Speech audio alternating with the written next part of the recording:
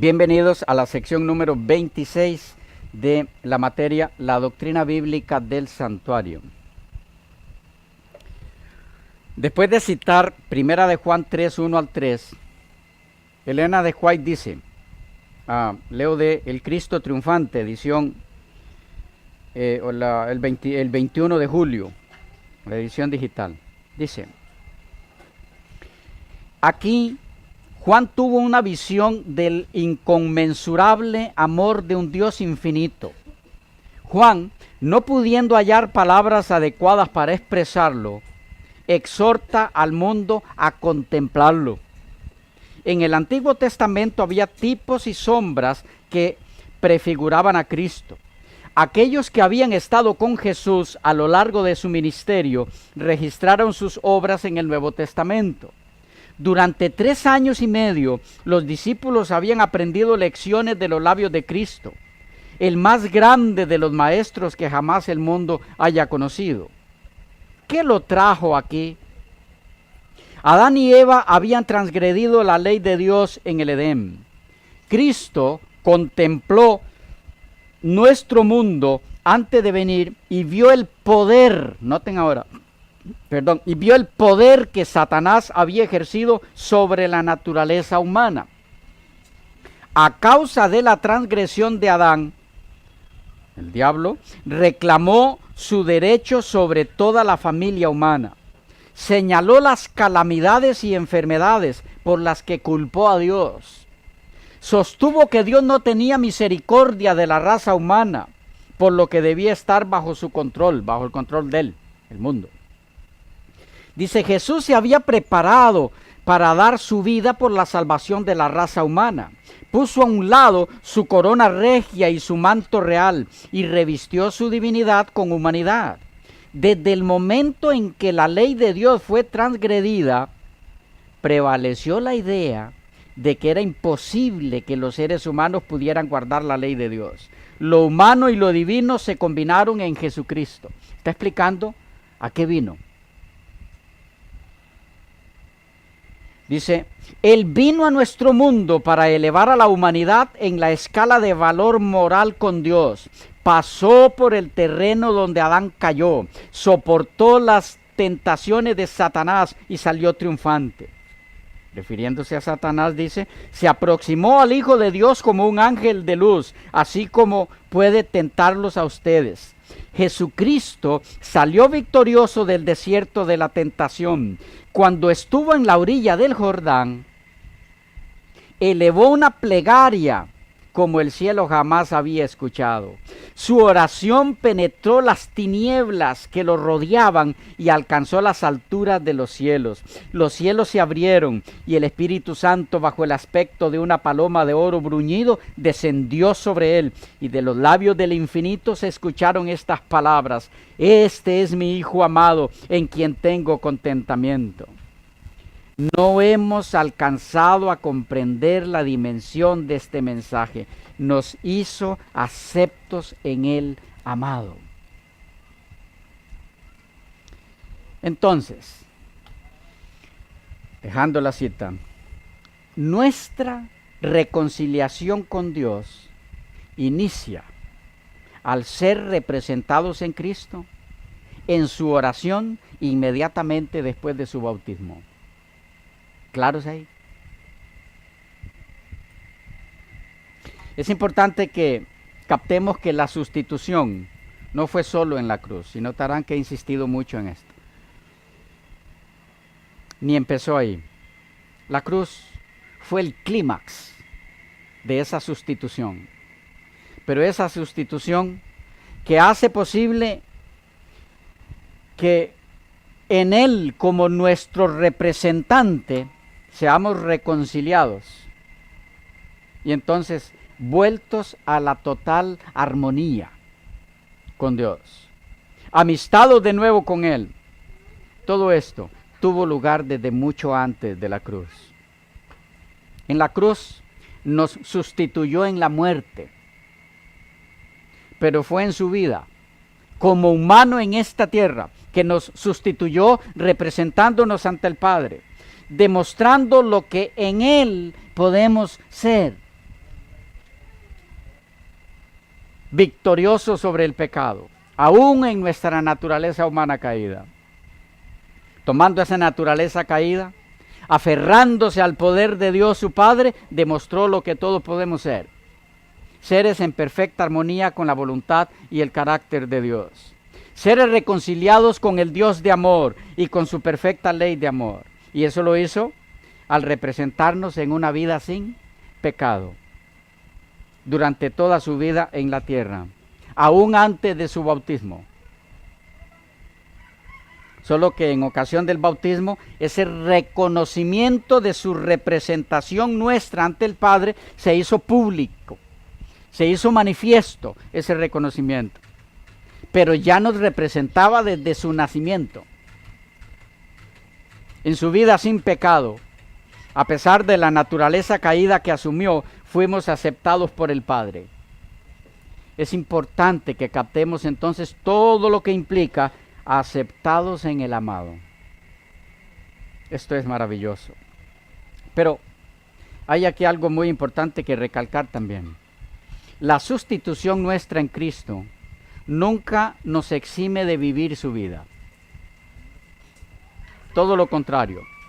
Al sustituirnos, nuestro Señor demostró en su vida como nuestro sustituto.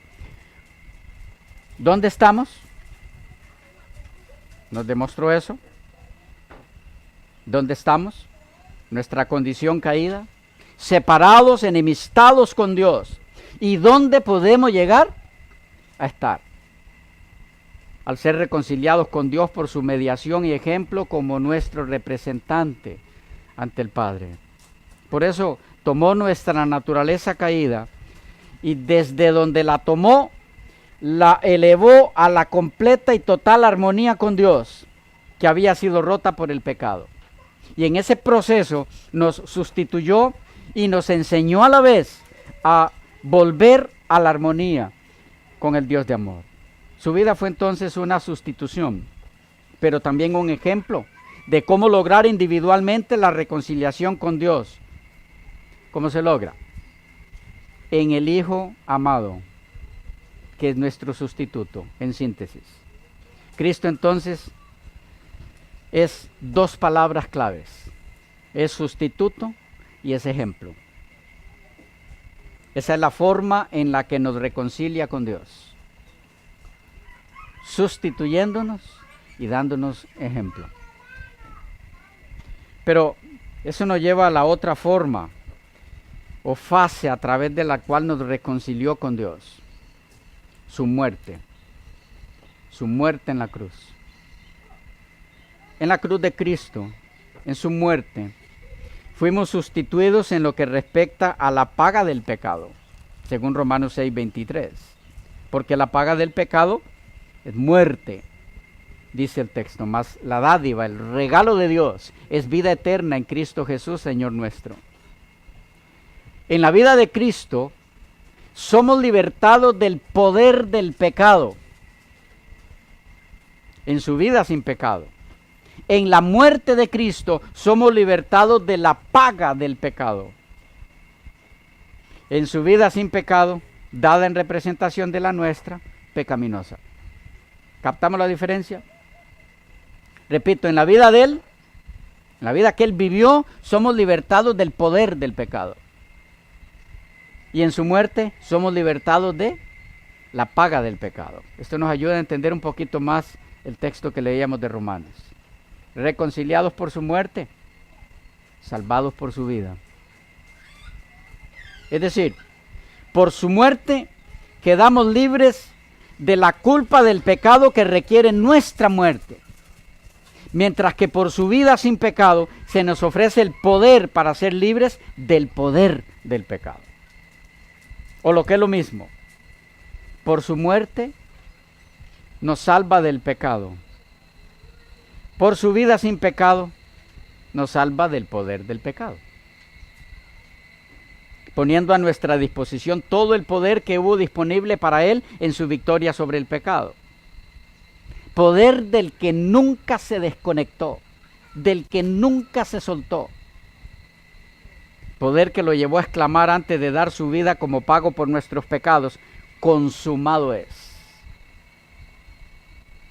Siendo enemigos, nos reconcilió con su muerte.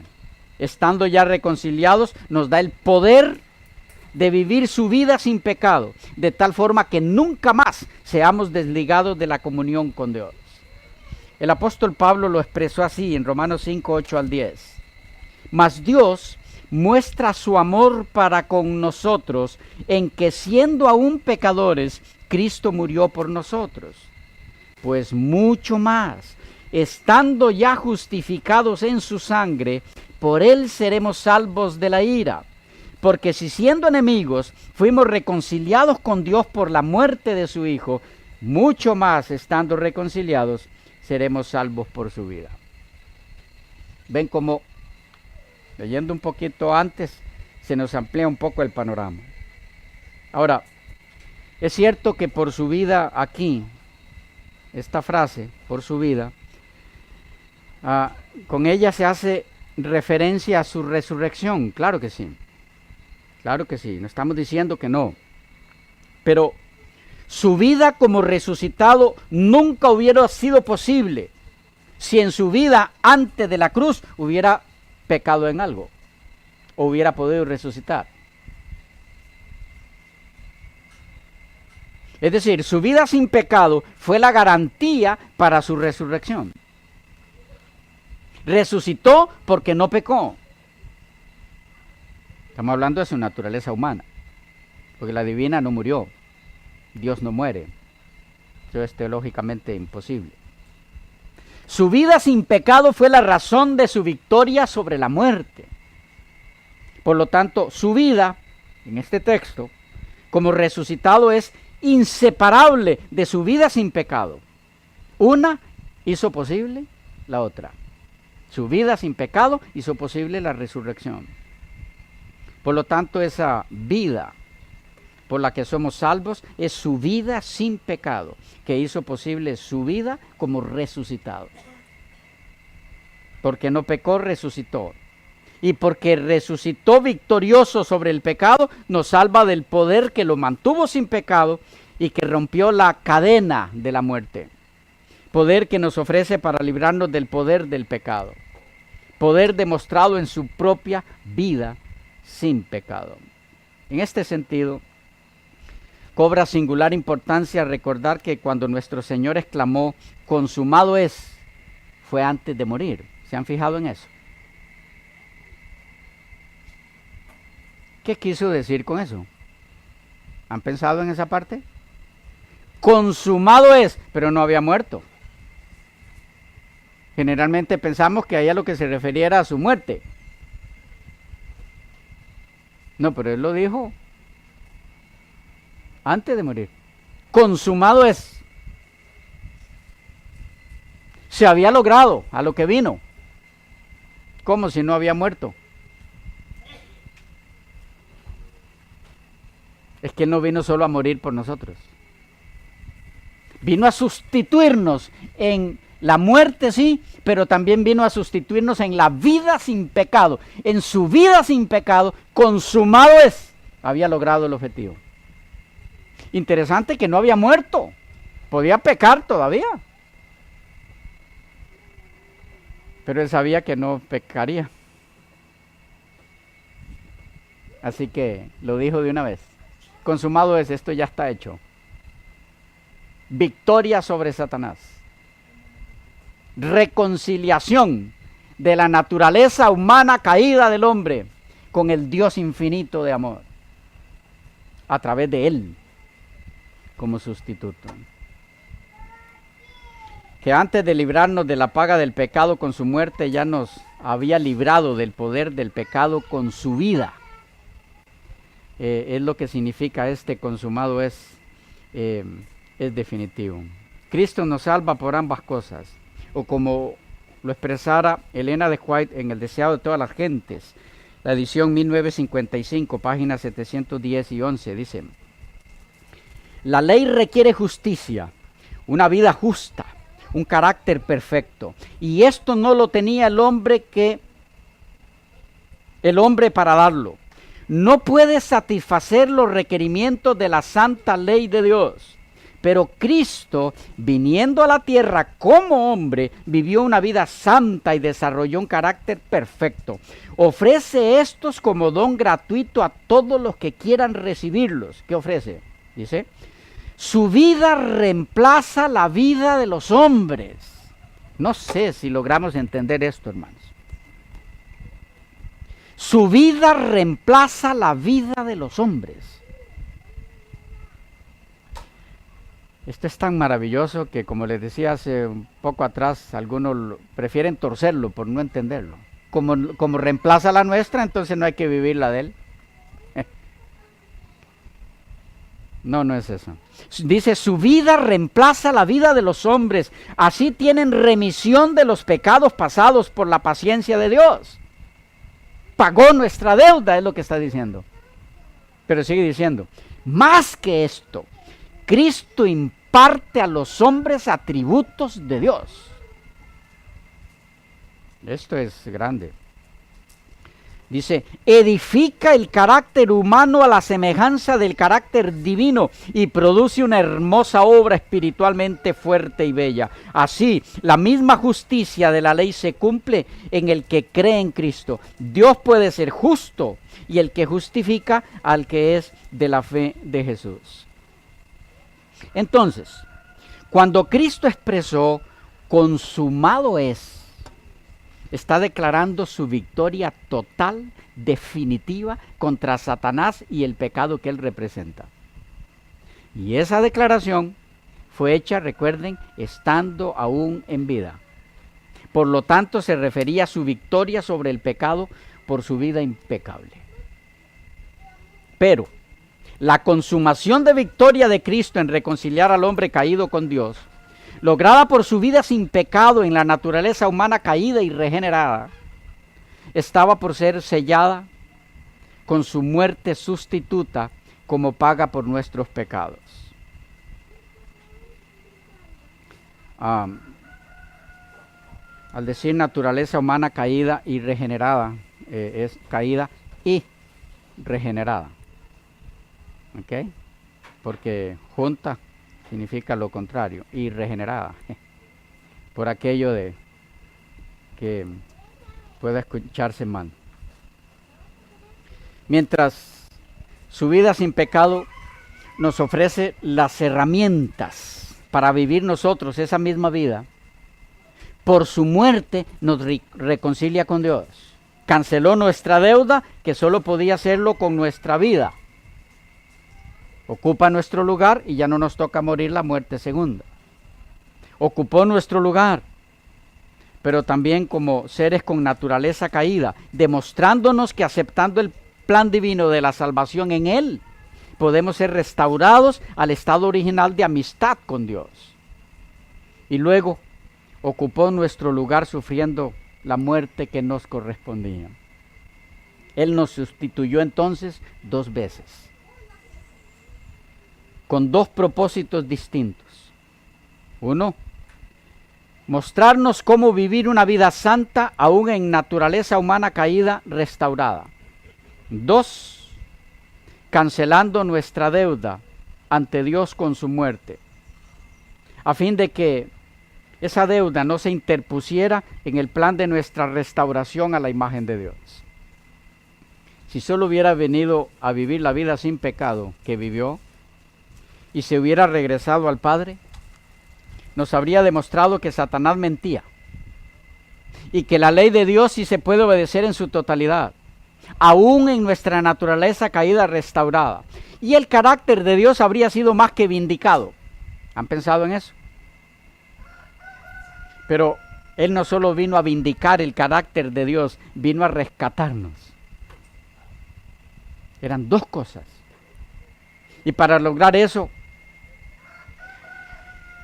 otro, la deuda pendiente que tenía el hombre caído con Dios debía ser cancelada. Y como esto solo podía hacerse con la muerte, Él ofreció la de Él en lugar del pecador. Y entonces no solo demostró que era posible para el hombre obedecer completamente la ley de Dios, sino que hizo posible que la reconciliación del hombre caído con Dios a través de su muerte sustitutiva, a fin de que el hombre, ahora libre de la culpa ante Dios, tuviera el camino abierto para recibir de Dios el poder para vivir una vida santa, su vida. Y así se cumple en Cristo, la simiente de la mujer, la promesa hecha a la humanidad en Génesis 3:15. ¿Captamos, hermanos y amigos queridos?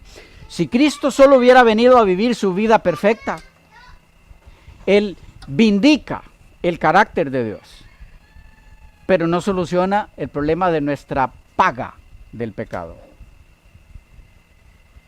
Si Él solo hubiera venido a morir por nosotros, cancela nuestra cuenta, pero no soluciona nuestro problema de cómo recuperar la imagen de Dios, reconciliarnos de nuevo con Él. Vino a dos cosas. Cuando entremos en el tema de la encarnación de Cristo, continuando las secciones de Cristología, porque tenemos varias pendientes de Cristología aún, ahí entraremos en los propósitos de la encarnación. Y hoy estamos viendo dos. ¿Cuál? Demostrar que la vida sin pecado, aún en la naturaleza caída del hombre, regenerada, es posible. 2, sustituirnos en la muerte. Son dos de los propósitos de la encarnación. Contrariamente a lo que algunos están expresando hoy día, la muerte de nuestro Señor no fue un fracaso. Ustedes se han escuchado eso por ahí. La muerte de Cristo fue un fracaso. Pero contrariamente a eso, la muerte de Cristo fue el clímax de la mayor victoria alguna vez conocida en la historia del gran conflicto entre el bien y el mal. No fue ningún fracaso. La muerte de Cristo no fue un fracaso en el plan divino, sino más bien la demostración universal al ser humano y a los mundos no caídos de que Dios está en lo correcto y de que Satanás fracasó en su intento de distorsionar y manchar el carácter de Dios. Porque Cristo murió sin pecado. Y Satanás decía que no puede el ser humano vivir sin pecar, ni siquiera Adán antes de la caída podía hacerlo. Cristo vino a demostrar que aún el Adán caído podía vivir sin pecado. Por lo tanto, cuando muere Cristo, y aún antes, no lo olviden que ya lo mencionamos, dice, consumado es. No, la muerte de Él no es un fracaso. Bueno, sí es un fracaso, pero no para Dios. La muerte de Cristo es la mayor evidencia del fracaso de Satanás y de la victoria de Cristo sobre el poder del mal. Esto es importante que lo captemos. Y hay mucho más sobre esto de el quinto punto que hemos tratado hasta aquí, de la enemistad que hay como parte esencial de la naturaleza del pecado. ¿Recuerdan? Pero vamos a dejarlo por aquí y nos toca entrar en el sexto y luego el séptimo punto, que sería el último de los elementos que hay intrínsecos en la naturaleza del pecado, que en eso es en lo que estamos, y estamos viendo cómo se dan estos elementos en el Génesis. Recuerden, no olviden. Luego miraremos todos estos 7 elementos otra vez, pero ahora cómo se tratan en el santuario terrenal. Y luego cómo se ven todos esos 7 elementos en el santuario celestial, del que el terrenal era una copia. Así que nos resta mucho terreno todavía por recorrer. Entramos al sexto elemento en la próxima sección, que se nos fue el tiempo otra vez.